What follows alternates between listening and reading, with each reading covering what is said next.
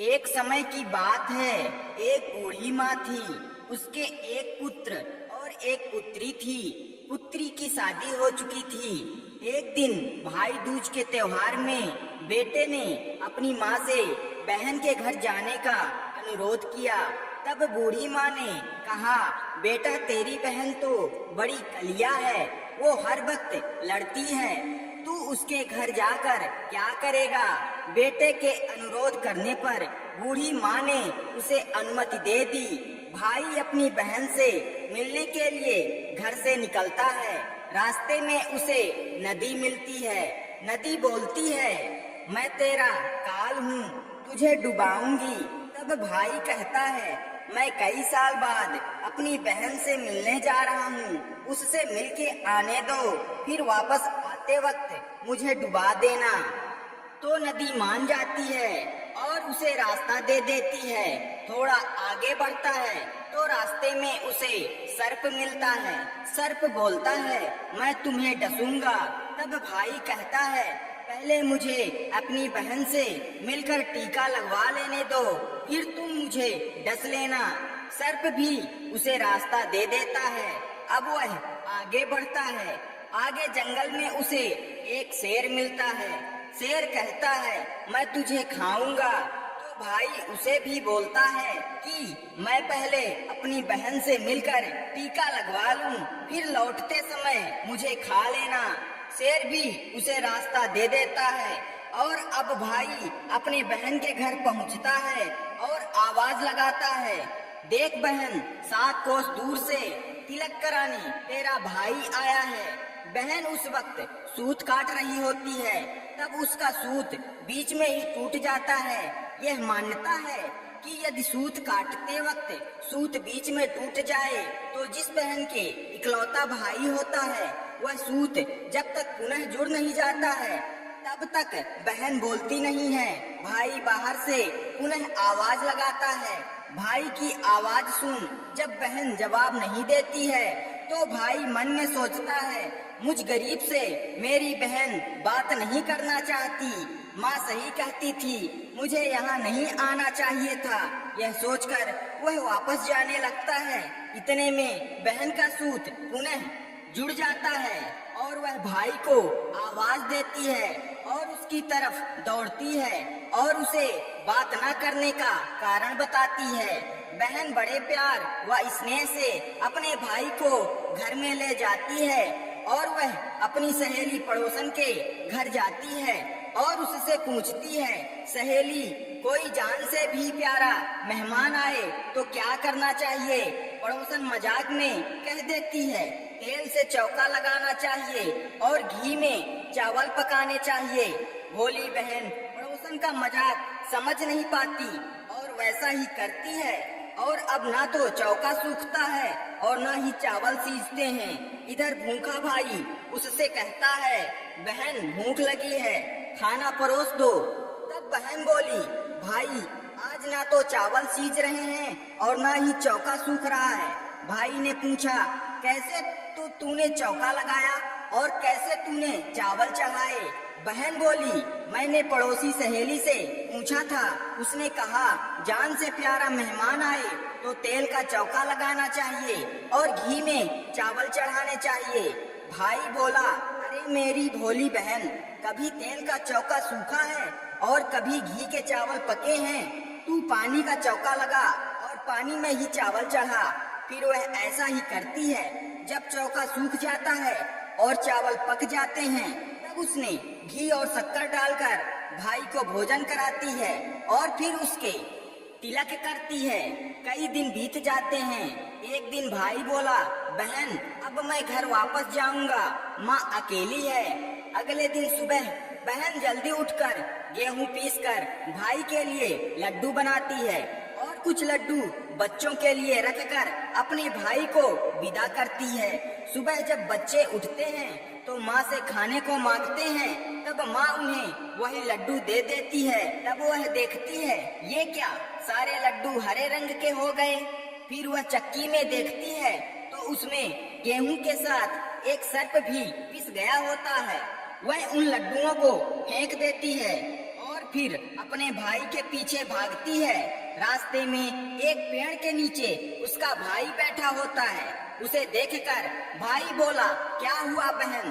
तब बहन पूछती है, मैंने तुझे जो लड्डू बांधे थे वो कहाँ है? तेरे लड्डू मैंने अभी नहीं खाए हैं, पेड़ पर टंगे हैं, ले ले। वह पेड़ से लड्डू उतारती है और वहीं गड्ढा खोदकर उन लड्डुओं को गाड़ देती है। फिर अपने भाई को सारी बात बताती है। भाई बोला, बहन तूने एक बार तो मुझे मौत से बचा लिया, लेकिन मैं पीछे कईयों को साई देकर आया हूँ। और बहन को सारी बात बताता है। वे दोनों बैठे वहाँ बात कर ही रहे होते हैं कि बहन भाई से पानी मांगती है। भाई बोला, थोड़ी दूर एक तालाब है, वहाँ से मैं अभी पानी लेकर आता हूँ। बहन बोली, मैं खुद जाती हूँ और पानी पीकर वापस आती हूँ। वो पानी पीने तालाब पर पहुँचती है तो देखती है कि वहाँ एक बुढ़िया बैठी है। वो उसके पास जाकर पूछती है, माँ तुम यहाँ क्यों बैठी हो? तब वह बुढ़िया बोलती है, मैं विधाता हूँ, एक बहन के भाई की तांत गाड़ रही हूँ। तब वह पूछती है, माता वो कौन भाई है? तब विधाता बोलती है एक भाई जिसके प्यार में उसकी बहन ने सर्प की हत्या कर दी। बहन सोचती है ये तो मेरा ही भाई है। वह घबरा जाती है और विधाता से पूछती है, माता उस भाई को इस श्राप से बचाने के लिए क्या करना होगा? विधाता उसे बताती है कि उसकी एक बहन है, जब वो उसे गालियां दे और उसकी शादी होने तक यदि वह हर घात को टाल देती है तो उसका भाई बच सकता है। वो तुरंत अपने भाई के पास जाकर वह तुरंत कहती है, भाई मैं तुझे माँ के घर तक छोड़ने चलूंगी, लेकिन रुक, मैं अभी आती हूँ। और वो शेर के लिए मांस, सर्प के लिए दूध और नदी के लिए ओढ़नी लाती है और दोनों भाई बहन आगे बढ़ते हैं। रास्ते में उन्हें पहले शेर मिलता है। जैसे ही वह भाई को खाने के लिए आगे बढ़ता है, बहन उसके आगे मांस का टुकड़ा डाल देती है। शेर मांस के टुकड़े को खाने में लग जाता है और दोनों भाई बहन आगे बढ़ते हैं। आगे उन्हें वो सर्प मिलता है और जैसे ही सर्प उसे डसने के लिए आगे आता है, बहन सर्प के आगे दूध का प्याला रख देती है। सर्प दूध पीने लगता है। वह दोनों अब आगे चलते हैं। रास्ते में उन्हें नदी मिलती है जो भाई को डुबाने को तैयार होती है, पर बहन नदी को ओढ़नी उड़ा देती है। खुश होकर नदी रास्ता दे देती है। अब वह दोनों भाई बहन आगे बढ़ते हैं और अपने घर पहुंच जाते हैं। बेटी को देखकर माँ खुश हो जाती है, पर बहन उसी समय भाई को गाली देने लगती है। तब माँ बेटे से कहती है, इस कलिया बहन को क्यों ले आया? तब भाई बोलता है, माँ बहन तो बहुत अच्छी थी, पता नहीं पर इसे आते ही क्या हो गया। थोड़े दिनों में भाई का रिश्ता आता है। तब सब कहते हैं, बहन पागल तो है पर भाग्यवान है। पर जब ससुराल वाले सगाई के लिए मिठाई लाते हैं तो बहन कहती है, इसकी मिठाई क्यों बांटते हो? पहले मेरी मिठाई बांटो। कई बड़े बुजुर्ग बोले, इसे भी भाई के साथ बैठा दो। सगाई शुरू होती है, वहाँ आग लग जाती है। बहन को तो पता ही था कि उसके भाई का घात है। उसने तुरंत ही वह आग बुझा दी। अब कुछ दिनों बाद शादी के कार्यक्रम शुरू होते हैं, परंतु बहन हर समय भाई के साथ रहती थी। जब भाई की निकासी होने लगी तब बहन बोली, अरे इसकी निकासी क्या करते हो? पहले मेरी निकासी करो और इसे पीछे के दरवाजे से लेकर जाओ। बहन के इतना बोलते ही आगे का दरवाजा टूटकर गिर जाता है। सब कहते हैं, भले ही बहन कलिया है पर बराबर भाई की जान बचा रही है। जब भाई फेरों में बैठता है तो फिर बहन कहती है, इसकी जगह मैं फेरों में बैठूंगी। शादी के बाद जब दूल्हा दुल्हन की रात जागती है तो बहन कहती है, इसकी नहीं, पहले मेरी रात जगाओ। कई लोग बोले, बीच में पर्दा लगाकर इसे भी साथ में सुला दो। रात में जब भाई और भाभी सो जाते हैं तब वहाँ एक सर्प आता है। बहन तो तैयारी में ही बैठी थी, वह उसे पकड़कर टोकरे में रखकर सो जाती है। आज वह कई दिनों में निश्चिंत होकर आराम से सोती है। इधर उसकी माँ सोचती है बेटी के उठने से पहले ही मेहमानों को विदा कर देती हूँ, वरना फिर शोर मचाएगी। जब बेटी उठकर देखती है तो घर में कोई नहीं दिखता। तब वह माँ से पूछती है, माँ सब मेहमान कहाँ चले गए? तब माँ कहती है, बेटा सब मेहमानों को विदा कर दिया है। तब बेटी बोलती है, माँ सब मेहमानों को वापस बुलाओ, तभी मैं विदा होऊंगी। उसके कहने के अनुसार माँ सभी मेहमानों को वापस बुलाती है।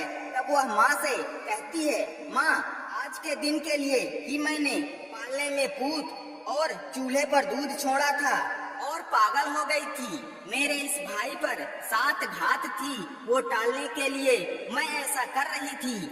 उसकी यह बात सुनकर माँ और भाई बहुत खुश हो जाते हैं और सबसे पहले अपनी बेटी को विदा करते हैं और उसके बाद सभी मेहमानों को विदा करते हैं।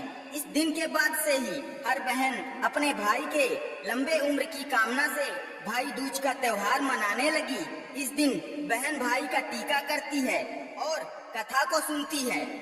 दोस्तों, यह धार्मिक कहानी अगर आपको पसंद आती है तो वीडियो को लाइक करके एक प्यारा सा कमेंट जरूर करें और इस वीडियो को ज्यादा से ज्यादा शेयर करके हमारे YouTube चैनल वेद सारांश को सब्सक्राइब जरूर करें। धन्यवाद।